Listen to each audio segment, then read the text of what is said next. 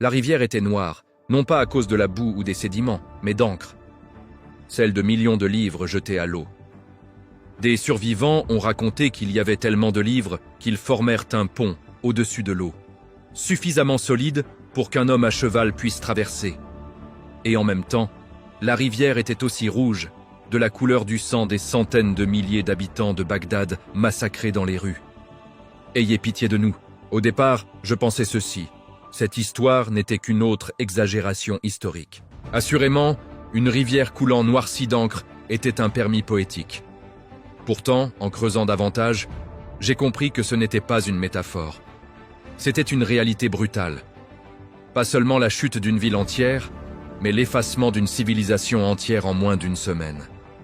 Laissez-moi vous ramener en février 1258, lorsque Bagdad, alors la plus grande ville du monde avec 1 million d'habitants, a subi sa semaine la plus horrible.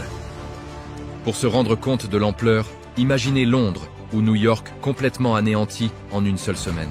C'est le genre de choc auquel on a assisté à l'époque. Après 12 jours de siège, le calife Al-Mustasim a finalement dû se rendre le 10 février.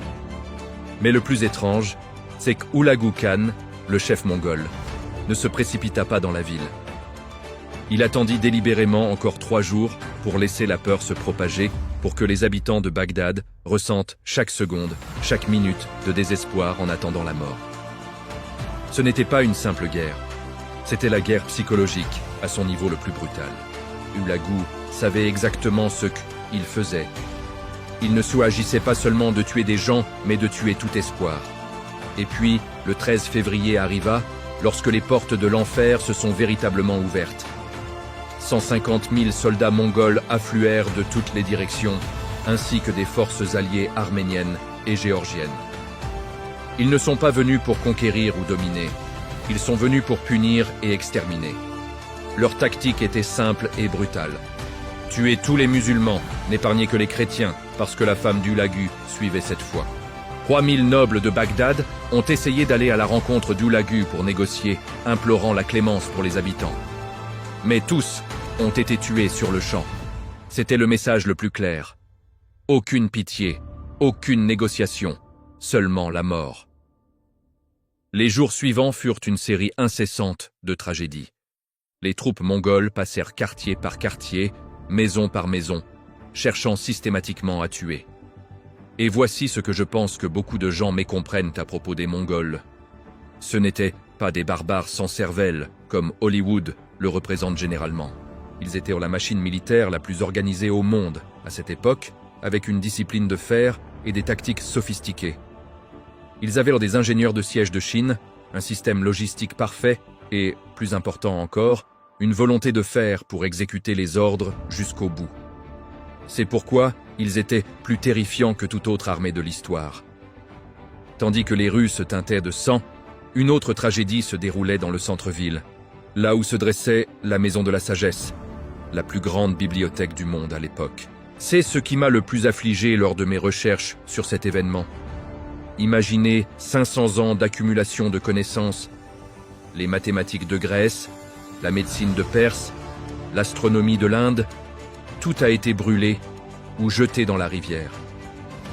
Des érudits assis à leur bureau de recherche ont été décimés sur place.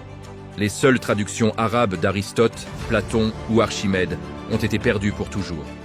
Le plus douloureux, c'est que nous ne saurons jamais ce que nous avons perdu. Peut-être existait-il des inventions qui auraient pu changer l'histoire des sciences, des travaux médicaux qui auraient pu sauver des millions de vies, ou des œuvres philosophiques qui auraient pu façonner la pensée humaine dans une direction complètement différente. Mais nous ne le saurons jamais, car tout a été transformé en cendres ou a coulé au fond du Tigre. Ce n'est pas seulement la mort de Jean, mais la mort du potentiel humain. Au 7e jour, la tragédie a atteint son terme. Le calife Al-Mustasim fut capturé et forcé de regarder sa ville entière être détruite sous ses yeux. Puis il fut exécuté à la manière mongole, roulé dans un tapis et piétiné à mort par des chevaux, parce que leur coutume interdisait de répandre le sang royal directement sur le sol. Ironique, n'est-ce pas?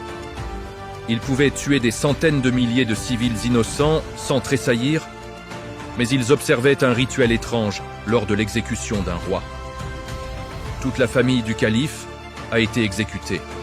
à l'exception d'un fils emmené en Mongolie et d'une fille qui devint esclave dans le harem d'Oulagou. À Bagdad, il ne restait presque plus aucun survivant parmi le million d'habitants. L'odeur des cadavres était tellement accablante que Oulagou dut déplacer son camp loin de la ville. Un historien perse a écrit que la ville était devenue un désert de la mort où seules des âmes errantes demeuraient. Mais la question est, pourquoi une si grande ville a-t-elle pu tomber si facilement?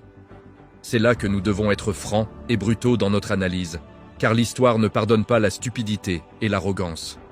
La réponse réside dans une chaîne d'erreurs fatales, à commencer par l'incroyable arrogance d'Al-Mustasim. Quand Oulagou a envoyé une lettre exigeant la reddition de Bagdad, et un tribut, le calife, a répondu par une lettre insultante, qualifiant le chef mongol d'enfantin et d'ignorant, déclarant qu'il pouvait invoquer toute l'armée islamique du monde entier pour chasser les Mongols. En lisant cette lettre, je voulais juste crier « Qu'est-ce que vous faites? Vous ne voyez pas l'armée qui encercle votre ville ?» Mais quelle était la réalité? Pas un seul renfort n'est arrivé, car à ce moment-là, le monde islamique s'effondrait de l'intérieur. D'autres États musulmans étaient occupés à se battre entre eux ou à s'inquiéter de leur propre survie. Les Mamelouks, en Égypte, détestèrent le calife. Les dirigeants ayyoubides en Syrie tentèrent de survivre au jour le jour. Personne n'avait le temps ni les ressources nécessaires pour sauver Bagdad. Voici la première leçon. Le prestige passé ne peut pas remplacer la force présente. Bagdad avait été une ville invincible pendant 500 ans. Et c'était précisément cette foi aveugle dans la gloire passée qui a conduit à son effondrement. La deuxième erreur fut une préparation militaire si terrible qu'elle en était risible. Quand les Mongols, avec 150 000 guerriers d'élite équipés d'une technologie de siège avancée et d'un système de renseignement parfait, sont apparus, Bagdad n'avait que 30 000 défenseurs mal entraînés, manquant d'armes et, surtout, d'esprit combatif. Je ne comprends vraiment pas comment une ville aussi riche et puissante pouvait se permettre de tomber dans un tel état de faiblesse. Peut-être étaient-ils devenus trop à l'aise avec la paix, trop confiants dans leur réputation, au point d'oublier que, dans ce monde, seule la force réelle garantit la sécurité. Le pire, c'est que l'intérieur de la ville était profondément divisé entre sunnites et chiites. Le vizir Ibn al-Alqami, un chiite, était soupçonné d'avoir délibérément minimisé la menace mongole, voire d'avoir comploté avec eux par mécontentement à l'égard du régime du calife sunnite. Voici la deuxième leçon. Une maison divisée ne peut subsister. Quand l'ennemi est à vos portes et que vous êtes toujours occupé par des querelles internes de pouvoir ou de statut, vous creusez votre propre tombe. Ce n'était pas un acte impulsif de vengeance, mais une stratégie planifiée par l'empire mongol, sous Mönke, le frère d'Oulagou, qui avait ordonné la conquête de tout le Moyen-Orient. Avant d'arriver à Bagdad, Oulagou avait anéanti les forteresses des Assassins en Perse en 1256, une organisation considérée comme invincible. Bagdad n'était que la cible suivante. L'empire mongol ne voulait pas simplement s'emparer de territoires, il voulait briser la colonne vertébrale de la puissance islamique. Et je dois l'admettre, ils ont brillamment réussi.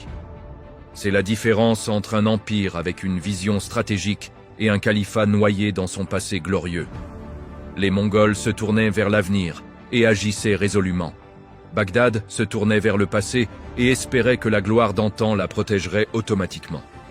Alors, qu'est-ce que le monde a perdu durant cette semaine sanglante? La réponse est plus complexe que ce que l'on croit. En termes de vies humaines, on estime le nombre de morts entre 200 000 et 800 000. Personne ne connaîtra le nombre exact, car il ne restait même plus assez de survivants pour compter les corps. C'est l'un des épisodes les plus sanglants de l'histoire, comparable aux pires catastrophes du XXe siècle. Quant à la perte de connaissances, des millions de manuscrits, dont beaucoup étaient des exemplaires uniques, ont disparu. Cependant, une partie du savoir a été sauvée. L'astronome perse Nasir al-Din al-Tousi, véritable héros de cette histoire, a réussi à déplacer plusieurs milliers de manuscrits à Maraga, en Iran, qui devint un nouveau centre universitaire sous l'Ilkhanat. Beaucoup disent que 1258 a marqué la fin de l'âge d'or islamique. Je pense que c'est une simplification excessive.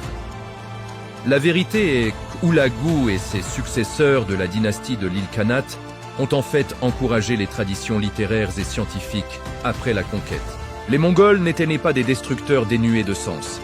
Ils ont fini par reconnaître la valeur de la civilisation qu'ils venaient de vaincre et ont tenté de l'absorber. Mais l'impact psychologique fut indéniable. Pendant 500 ans, le califat abbasside avait été le symbole d'unité, le centre spirituel et intellectuel. Ce symbole s'est brisé en une semaine. Les érudits ont fui vers l'Égypte, la Syrie et l'Espagne, emportant ce qui restait du savoir de Bagdad. Je trouve cela à la fois ironique et merveilleux. Indirectement, ce savoir parvint plus tard à l'Europe, à travers l'Espagne islamique, aidant à alimenter la Renaissance. Ainsi, le savoir de Bagdad n'est pas vraiment mort. Il a migré et a aidé à éclairer une autre civilisation. C'est la vitalité du savoir. Vous pouvez brûler les livres et tuer les érudits, mais les idées trouveront un moyen de survivre. Cependant, le monde islamique après 1258 a changé. D'une civilisation ouverte et confiante, il a progressivement évolué vers une position plus défensive et conservatrice. On ne peut pas les blâmer. Après un tel traumatisme, la réaction naturelle est de protéger ce qu'il reste et de se méfier des étrangers. Ce fut aussi le début d'un long déclin de la créativité intellectuelle. Aujourd'hui encore, les historiens débattent de la signification de 1258. Bagdad s'est partiellement rétabli, mais quelque chose a été perdu à jamais, un esprit de confiance et d'ouverture. Aujourd'hui, Bagdad est toujours là, et le Tigre coule encore. Mais ce n'est plus le centre intellectuel du monde, où les livres formaient des ponts sur les rivières. Ce qui s'est passé en février 1258 est un rappel brutal. Une civilisation peut être bâtie sur des siècles, mais détruite en quelques jours. L'arrogance, les divisions internes et la croyance en la gloire passée, plutôt que la préparation aux défis futurs, mènent à la destruction. C'est peut-être la plus grande leçon de Bagdad. Ne considérez jamais les succès passés comme une garantie pour l'avenir. Ne laissez pas les divisions vous affaiblir et ne sous-estimez jamais votre ennemi, car l'histoire ne pardonne pas la stupidité.